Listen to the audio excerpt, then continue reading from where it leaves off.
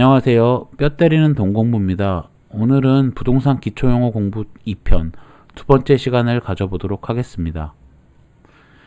오늘은 부동산 거래 시 일반적으로 많이 쓰이는 용어들이 있습니다. 특히 네이버 부동산이나 이런 온라인상에서 부동산 매물들을 보면서 이 용어들이 많이 쓰이는 것들을 볼 수 있어서 그러한 내용들을 중심으로 좀 정리를 했고요. 굉장히 쉬운 내용들이니까 좀 부동산에 대한 지식이나 재테크에 대한 전반적인 내용을 알고 계신 분들이라면 굳이 영상을 보실 필요는 없을 것 같고요. 불인이 여러분들이나 사회 초년생분들, 부동산 거래가 전무하신 분들, 이런 분들이 보시면 조금이라도 도움을 드릴 수 있을 것 같습니다. 임대인, 집을 빌려주는 사람, 일반적으로 집주인을 말하는 거죠. 임차인, 집을 빌려 쓰는 사람, 세입자를 말합니다. 그래서 임대차 3법이라는 게 이 두 가지 용어를 써서 만든 법이라고 생각하시면 되고요.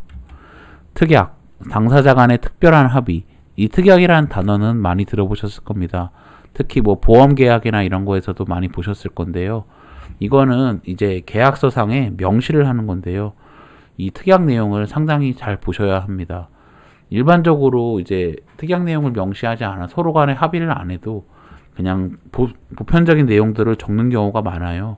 그래가지고 근데 그 보편적인 내용이 당사자한테는 아닐 수도 있는 거거든요. 그렇기 때문에 꼭 계약을 할 때는 이 계약서를 정독하셔서 특히 특약 내용은 꼭 보셔가지고 확인을 해봐야 됩니다.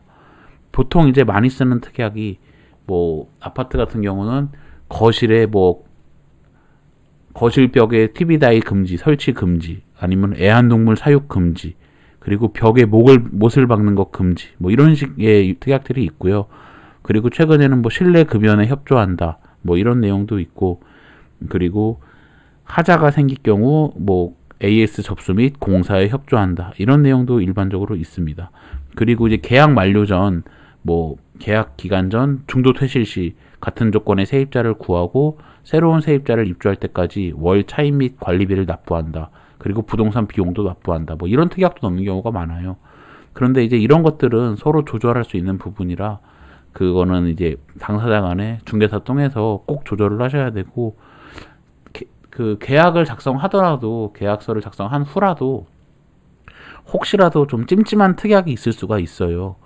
예를 들어서 너무 구체적이지 않고 두리뭉실하게 쓴 내용이라든지 계량적인 숫자가 필요한데 러프하게 쓴 내용들, 이런 것들이 좀 걸릴 수가 있습니다. 그런 것들은 명확하게 숫자화해서 계량화해가지고 표시해달라고 요청을 다시 하시거나, 번거롭더라도 잔금일에 이거 계약서를 다시 쓰자, 그렇게 말씀하셔서 수정을 하셔야 되는 경우가 있다면 반드시 수정을 하고 계약을 진행하시면 좋습니다. 올수리, 집을 뜯어서 고친 거죠. 리모델링을 전체를 다 했다는 의미인데요.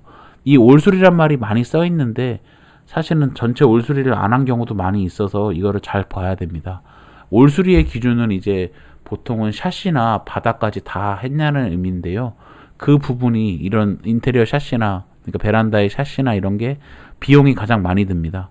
특히 그리고 바닥도 많이 들고요. 그런데 그런 부분을 하지 않고 단순히 도배나 싱크대만 고치던가 욕실만 고치던가 이런 식으로 한다면 올수리라고 써놓는 부분이 있기 때문에 올수리는 구체적으로 어떤 걸 하셨는지 그거에 대해서 내역을 확인하는 게 중요합니다.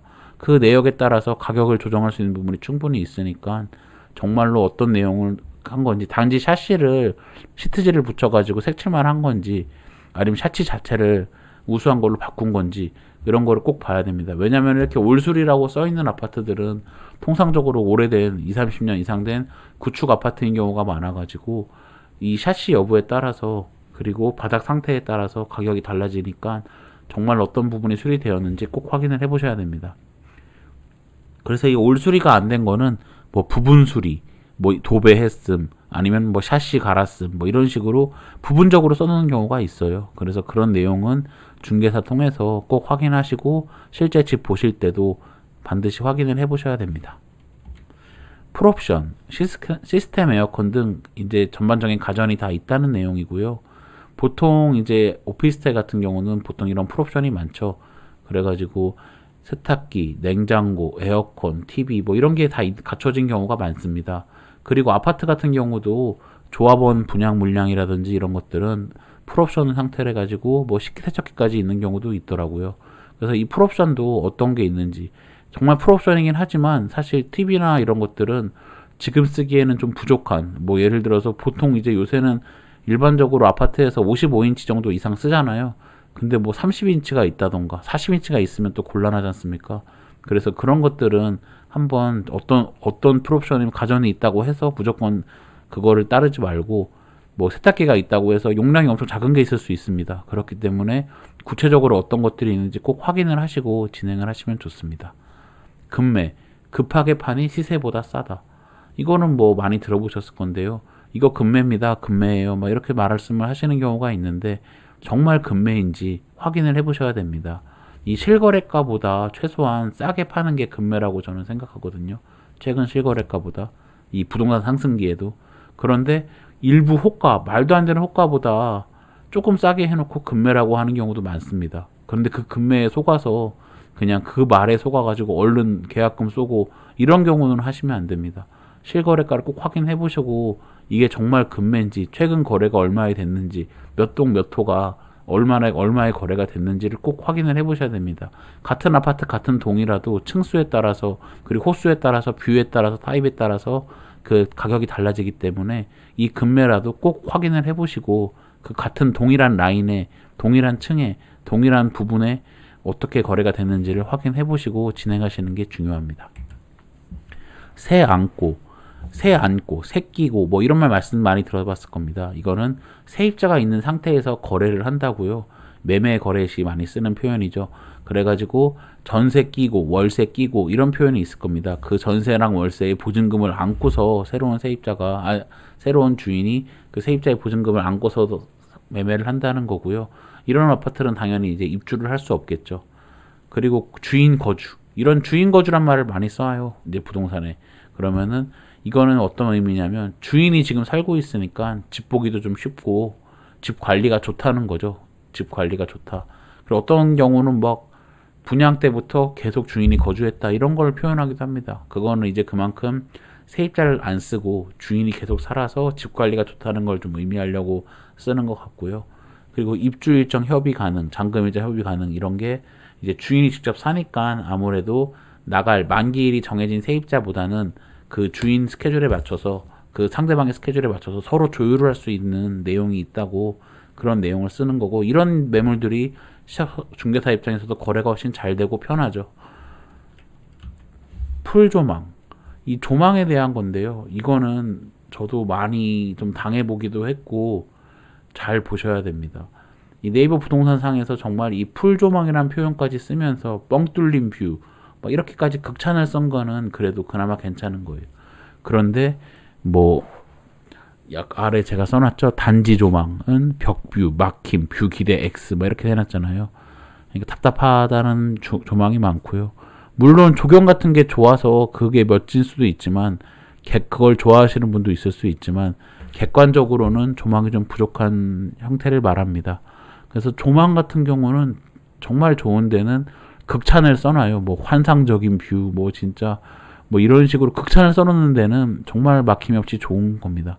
그런데 그게 아니라 뭐 시원해요, 뭐 괜찮습니다, 조망 우수, 준수 뭐 이렇게 쓴 것들은 그렇게 기대를 안 하시는 게 좋고, 정말 이제 관심이 있는데 직접 가기 어려우신 경우들이 있잖아요. 그럴 때는 중개사한테 전화해서 정말 이제 구매력을 가진 실수요자라는 걸 어필하시면 중개사가 가서 방에서 다 사진 찍어서 줄 겁니다. 근데 여기서 주의할 거는 그 사진을만 보여달라고 하지 마시고, 거실에서 그냥 거실이랑 같이 밖에 조망을 찍어서 달라고 하고 이래야 돼요.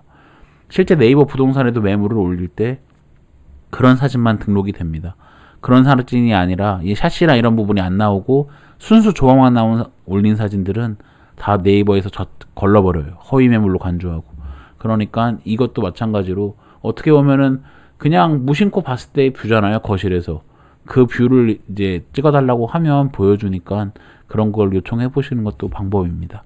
꼭 직접 가서 보는 게 제일 좋고요. 하시 입주, 언제든 이제 입주할 수 있다는 내용이고요.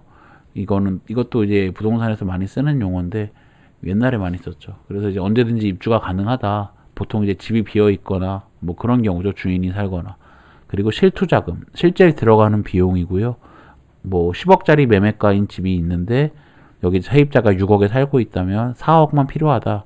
뭐 그래서 이런 광고 많죠. 뭐 10억짜리 강남의 아파트를 뭐 실투자금 얼마에 구입할 수 있는 기회 뭐 이런 식으로. 그런데 뭐 여기에서는 복비나 뭐 취득세 같은 부대 비용은 빠졌겠죠. 그러니까 그런 것도 잘 알아보시고 진행을 하셔야 됩니다. 네, 오늘 준비한 영상은 여기까지입니다. 부족한 영상인데 끝까지 봐주셔서 진심으로 감사드립니다. 이 부동산 거래 시 이런 내용들은 꼭 중요하니까 중개사만 너무 믿지 마시고 직접 이제 어떤 내용으로 이 내용이 되어 있는지, 실제 뷰는 어떤지, 실제 인테리어는 어떤 게 되어 있는지 이런 내용들을 확실히 확인하시고, 특히 아까 제가 초반에 말씀드렸던 특약 이런 내용들은 놓치기 쉬우시니까 반드시 확인을 해보시기 바랍니다. 이것으로 영상 마치겠습니다. 끝까지 시청해주셔서 진심으로 감사드립니다. 감사합니다.